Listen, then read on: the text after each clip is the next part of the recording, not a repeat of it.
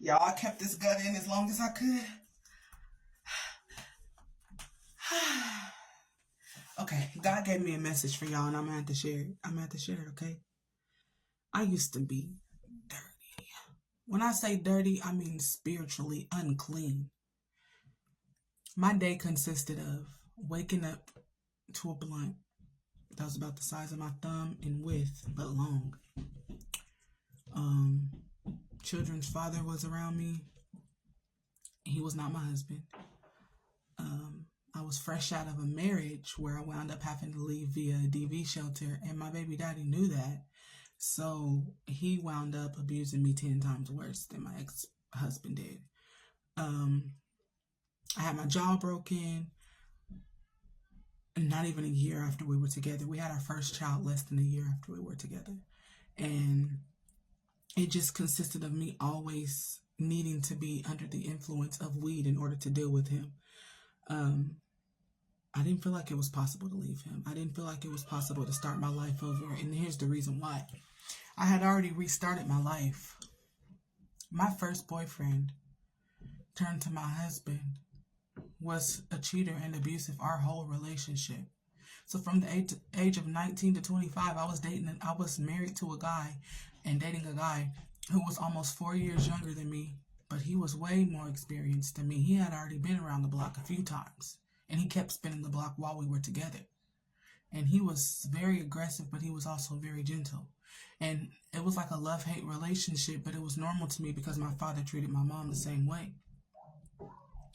I knew I didn't want to be with anybody like my dad, but every day I woke up, I felt like I was with my dad.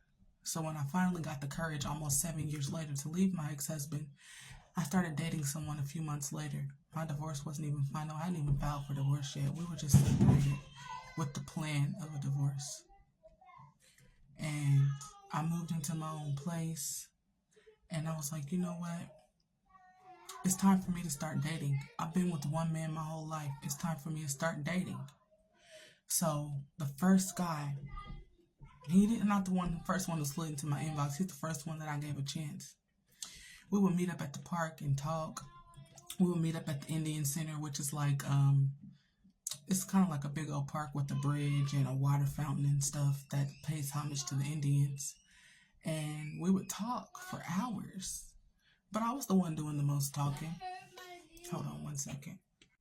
Daughter being dramatic because she fell and hurt her knee. But anyways, um, I thought I vetted him pretty well. But seeing how I wasn't very good at choosing my first, and I thought I vetted him really well, I still wasn't ready. I didn't heal. I went to a domestic violence shelter when I was leaving my ex-husband, but I had already started dating my ex-boyfriend before I went into the shelter, and I found out I was pregnant in the shelter. That's how quick these relationships work. So by the time I got out of the shelter, my ex-boyfriend moved in with me. So I was living in a fleshly relationship. Like, I had filed divorce, but my divorce wasn't final yet, and I was already pregnant and living with this dude. My my ex-husband wound up going to jail while our daughter was a few months old. And my ex-boyfriend was just terrible. He would abuse me all the time. And a few months after our first daughter was born, he broke my jaw. Then a few months later, I found out I was pregnant with my son. And the abuse just kept getting worse and worse and worse. I have a book about my life. It's not published yet, but when it's published, you'll know like the nitty gritty. But that's just the basics of it. I didn't know what self-esteem was. It wasn't that I had low self-esteem. I had none. And I didn't know I didn't have any self-esteem because I always thought I was, a decent person. I've always thought that I was a good person. I thought that I was beautiful, but even though I was told I wasn't, I still thought I was beautiful. But I didn't have any self-esteem. People could literally treat me however, and I'm a cosmetologist. I would even let people pay me whatever. I didn't demand respect. I didn't demand to be treated like a human being. I just accepted whatever. I was very accepting of everything. And that's not God. God doesn't want you to accept just anything just to have people around you, but that's what I was doing. So I was completely consumed with my ex-husband and his family for the whole time we were together. But my ex-husband lived with me, of course, and my family was around all the time, and we moved in with my mom a few times because he wouldn't work. So I was providing for him and my nephews and my niece who wound up living with us. And I was providing for just a lot of people by myself off of my income only. So We moved in with my mom a few times. We even moved in with my dad a few times. But for the most part, I was paying all the bills, taking care of everything by myself. I had no help. He wasn't helping with anything. He was just kind of there. My ex-boyfriend was the same way. He wouldn't help with anything. His family was around a lot. My family was never around because I was isolated. My ex-boyfriend was so abusive that he didn't even have to tell me not to invite my family. I chose to not to invite my family because the way that he would dog me out as soon as my family left, I'm like, I'm just not going to invite them. He would say my family could come. I would invite my family over. He wasn't paying no bills. He shouldn't have been the one determined who could come over anyways. But after my family would leave, he would always find a reason to attack me.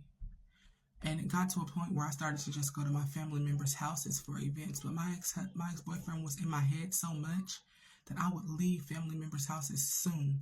As soon as somebody said something I didn't like, I would leave. Or as soon as my ex-boyfriend would text me, I would leave. Like, he didn't even have to be in the room. I was so jumpy and jittery that I did whatever I thought he would want me to do, like he was my God or something.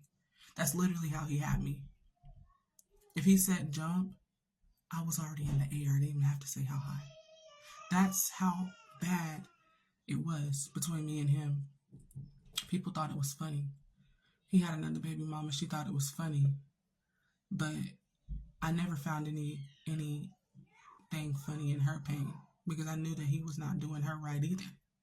I knew that he had to be putting his hands on her if he was doing it to me, even while I was pregnant. We had 3 kids together, and he only had 1 with her. I knew that he had to be doing her the same way. But the thing is, I'm not a petty person, so I don't get my family involved. She would be the type to get her family and police involved. I wasn't. So I was literally dealing with everything that he was doing to me by myself. I wasn't telling anybody but his mom, and his mom would always say, if he ever did that to you around me, I would blah, blah, blah. Then when he did it to me around her, she didn't do anything but leave. I don't like drama, and she would leave. Or her and him would be about to fight over something that he said to her, but she never defended me. She never defended me. So I realized 3.5 years into our relationship that moving out of town was my only way away from him. He wound up breaking my ribs after we had our 3rd child together. I wasn't even out of the hospital for 2 full months before he stumped me so bad that my ribs broke. It hurt to breathe. So I wound up leaving.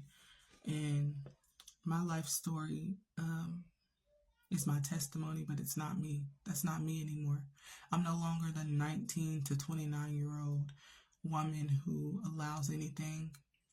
But I used to be emotionally dirty, spiritually dirty.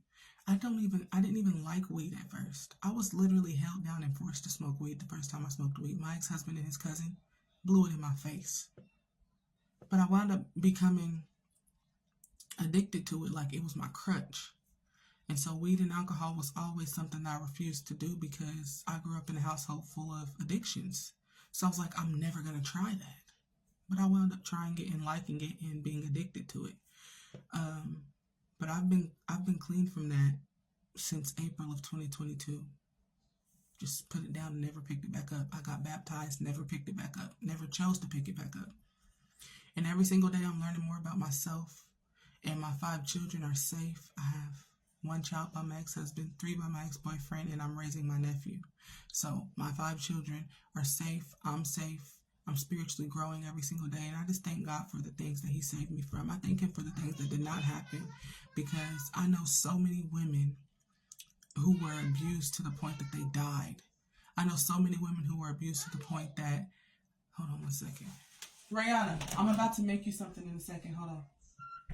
I know so many women who were abused to the point that their face is unrecognizable. I know so many women who were abused to the point that they lost limbs. That wasn't me. That wasn't my life story. I had a few miscarriages with my ex-husband, but as far as my children who were born, they're all still alive. They're all good. I'm alive. I'm good. God gave me another chance, so that's why I'm sharing my story. Anybody who doesn't like it doesn't have to follow me, doesn't have to watch my videos. But for everybody that I'm touching, just thank God for my obedience because I know I do every day. God tells me to talk even in the moments when I don't feel like talking, and I'm going to obey him every time. To God be all the glory. God bless you. I love you. And so does he.